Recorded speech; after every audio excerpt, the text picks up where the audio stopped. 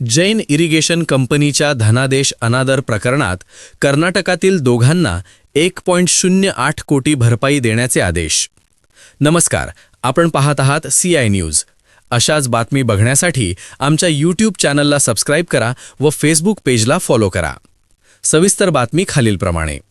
Jain irrigation systems लिमिटेडच्या धनादेश अनादर चेक बाउन्स प्रकरणात जळगाव येथील अतिरिक्त मुख्य न्यायदंडाधिकारी न्यायालयाने महत्त्वाचा निकाल दिला आहे.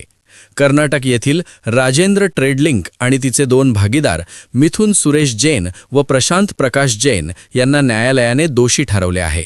आरोपींना 6 महिने साधा कारावासाची शिक्षा दिली आहे. तसेच जैन इरिगेशन कंपनीला एकूण 1,08,20,588 रुपये भरपाई देण्याचे आदेशही दिले आहेत. विद्यमान कायद्यातील तरतुदीनुसार धनादेश अनादर प्रकरणात न्यायालयाकडून जलद गतीने कठोर कारवाई केली जात आहे, हे या निकालावरून दिसून आले. कर्नाटक राज्यातील हावेरी जिल्ह्यातील रनेबेन्नूर येथील राजेंद्र ट्रेडलिंक या भागीदारी संस्थेने जैन इरिगेशन कंपनीकडून घेतलेल्या मालाच्या देय रकमेपोटी 54,10,294 रुपयांचा धनादेश दिला होता. हा धनादेश बँकेत सादर केला असता तो अनादरित झाला. यानंतर कंपनीने कायदेशीर नोटीस पाठवूनही आरोपींनी रक्कम अदा केली नाही.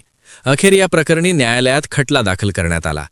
न्यायालयाने दोन्ही बाजूंचा युक्तिवाद आणि उपलब्ध पुरावे ग्राह्य धरून निकाल दिला. न्यायालयाने दिलेल्या निकालात 1,08,20,588 रुपये जैन इरिगेशनला देण्याचे आदेश दिले आहे. तसेच आरोपींना 6 महिने साधा कारावास शिक्षा सुनावली आहे. कायदेशीर कारवाईचा खर्च म्हणून जैन इरिगेशन कंपनीला अतिरिक्त 15,000 रुपये देण्याचे आदेशही निकालात दिले आहे. जैन इरिगेशन कंपनीच्या वतीने ॲडव्होकेट निशांत सुशील अत्रे यांनी प्रभावीपणे न्यायालयात युक्तिवाद करून कंपनीची बाजू मांडली. धनादेश अनादर हे नेगोशिएबल इन्स्ट्रुमेंट ॲक्ट 1881च्या कलम 138 नुसार फौजदारी स्वरूपाचा गुन्हा आहे. यामध्ये धनादेशाच्या रकमेच्या दुप्पट दंड आणि 2 वर्षांपर्यंतच्या शिक्षेची तरतूद आहे. या निकालामुळे कायदेशीर व्यवहारात पारदर्शकता ठेवणे किती आवश्यक आहे हे पुन्हा एकदा अधोरेखित झाले आहे.